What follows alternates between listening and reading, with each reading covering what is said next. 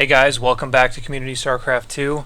I'm your host Magnet, and today we're going to be learning about PvT unit compositions and micro with those compositions, just like we did in some prior videos. This time we're going to be taking a look at some compositions that you'll see come down in PvT pretty commonly, which is Colossus plus some support units, usually gateway units. We're going to do a Templar focus composition, and finally we're going to do something you don't see too often but is gaining a little more traction recently, and that is Skytoss. By that we mean a lot of really high-tech Stargate units. So let's jump into the unit test map once again, and I will show you guys a thing or two. Now, of course, we're going to be starting off with the Colossus build, or rather the composition. So obviously grab all the really things that we need, which is attack upgrades, which is the most important thing for this kind of composition, but you will want attack and armor upgrades against Terran. Go ahead and just make some units here.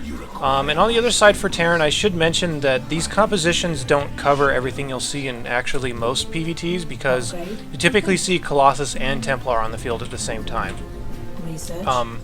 So this won't get into those kinds of micro situations because there's actually a lot to do on both sides, that it wouldn't be fair just to say this is all you need to know about it. I'm going to be making extra videos about engaging Terran armies separately. So this is just kind of more for mid-game stuff when you haven't gotten into both compositions yet, but really occasionally you will see games where only one of these is being done.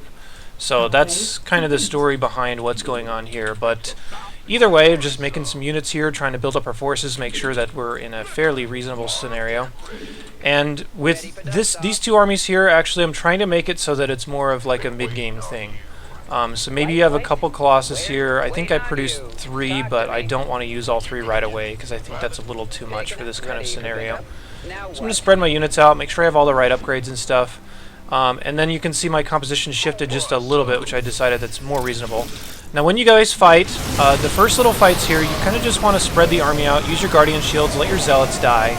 And you'll notice that the force fields kind of clump the army into these small little segments. So if they want to keep fighting, the Colossus will be able to hit everything at once. And of course you will want Blink on your Stalkers, which we saw there, just to help out against like medevacs, chasing the army down and stuff like that if they decide to run away.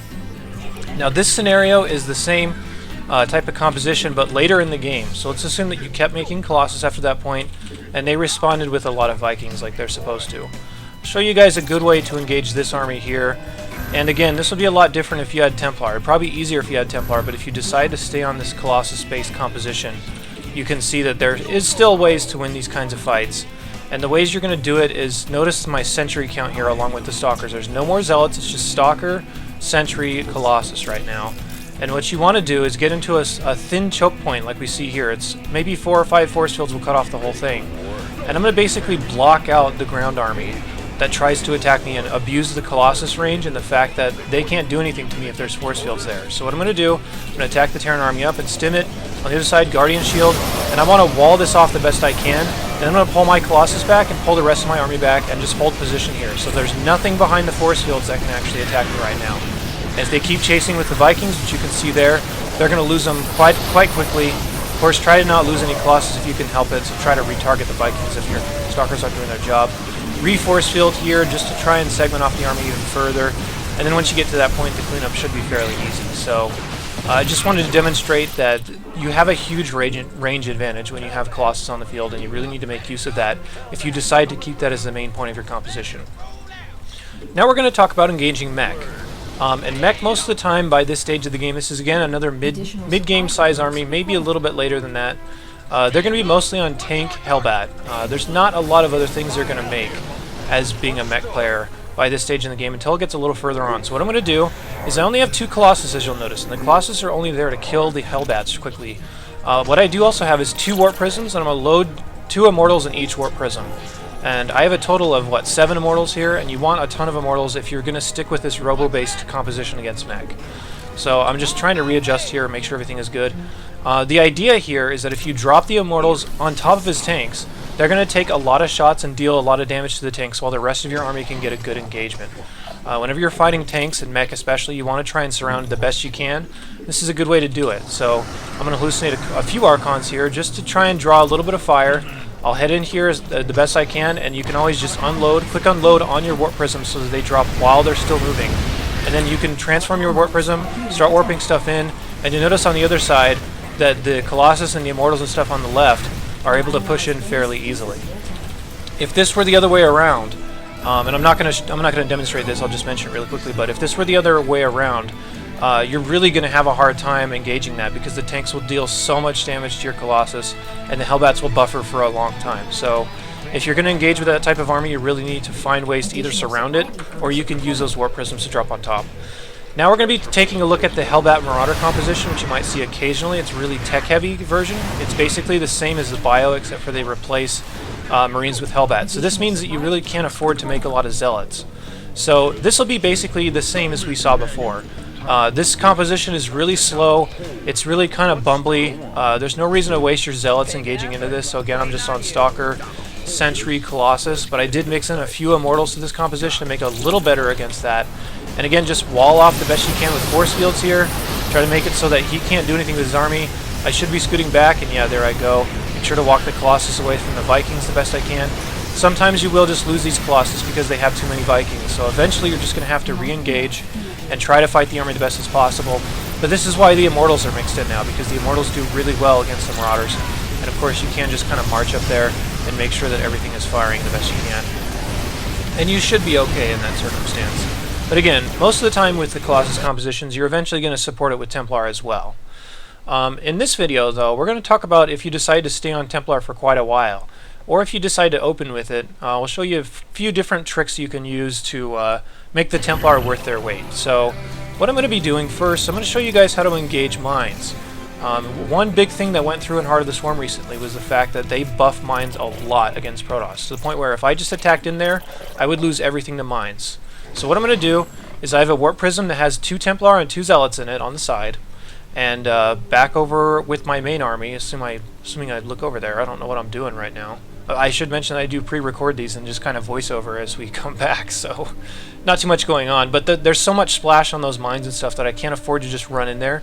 So I need to both find ways to deal damage with my Templar and waste the mine shots. So what I'm going to do is I'll select my sentries. I'm going to just wait till they're all at full energy, of course. And I'm just going to create a bunch of hallucinated Phoenix and just fly them in there. This is going to hopefully deal enough damage to his army and make the mines waste their shots that I won't have to worry about it. Then I can drop off my Templar in this Warp Prism. You can storm on top of his army. You can drop storms with your Templar that are rallying there late. And just with the all-surrounding kind of assuring that you're getting storms off and wasting his mine shots, you should be able to plow through that pretty easily. Just remember that the hallucinated Phoenix did most of the work there, but the Warp Prism is something that I want to make sure that you guys focus on if you're running for Templar longer and longer, because it's a way to keep your Templar safe and assure that you're going to get some storms down. This time we're going to be going against Ghost with Bio, and this is technically the counter to Templar, but if you do it right, there are ways you can actually just win these fights still. And the way you want to do it is make sure that you actually have information on where his army is all the time. So notice I have the Observer forward. And what I'm going to do is I'm going to put my Templar forward, as you can see here. They're kind of forward and they're really spread out. You can even see one on the high ground. You just kind of want to put them in weird positions. And what you can do is little things like drop a storm and make his army kind of walk into it the best you can. So you can deal a little bit of damage, but then as he approaches, you want to take your Templar that are forward, try to land storms from weird places, try to feed back the Ghosts if you can, and make sure the Templars do their damage. If you just get EMP'd and you're A-moving, the Ghost composition will rip you up, and that's bad. So just wanted to show a few tricks you can use with that composition against Terran. And again, that's way too complicated for this kind of video because there's so much micro on both sides that I just frankly can't do by myself. That's supposed to be for 2 players.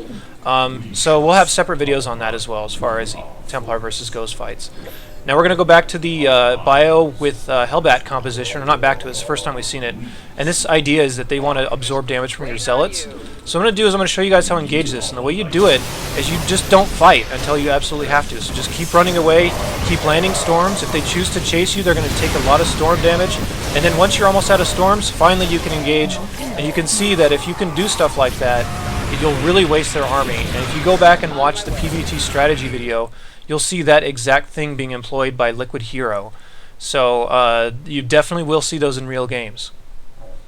Now as far as the last composition, we're talking about Skytoss here, and this is something you almost never see in PvT. But I'm going to talk about it just because we've seen it just a little bit recently.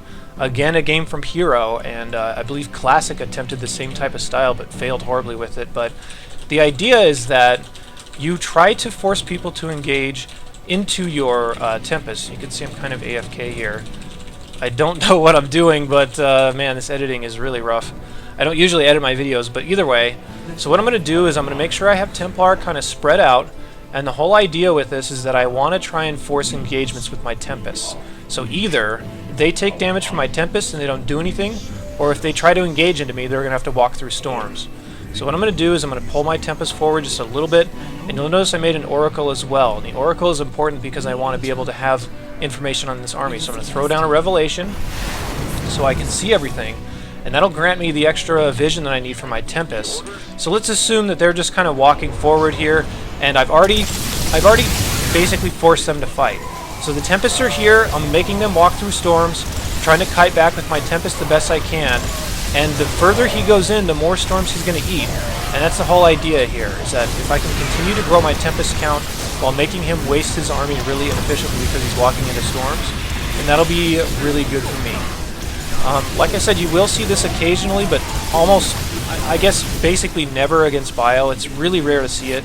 I've actually been playing with it a little bit myself, and it worked out pretty well, so maybe something we'll see more in the future. Lastly, we're going to talk about engaging mech with Skytoss, and the composition change you want to have is you want to have carriers instead of Tempests most of the time, and you can see the composition from him is like a few tanks, a lot of Thors, and a lot of Vikings. But even still, if you have good carrier upgrades, especially if you get good storms down, you should really dominate this pretty hard. So you can see the carriers and the storms and everything just make short work of his entire army.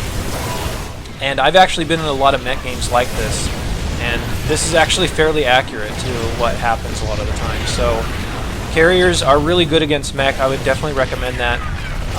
And especially if they're sticking on a lot of tanks and stuff, they're obviously useless against the carriers. So yeah, I just wanted to give you guys a little bit of a preview of stuff that you could see in PvT. Of course, you're going to have to explore in your own games and kind of figure that out for yourself.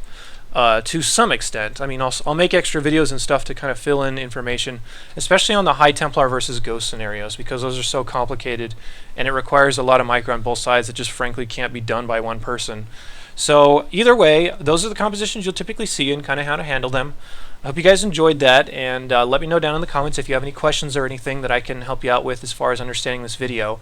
In the meantime, though, check out our sponsor, which is sc2replaystats.com.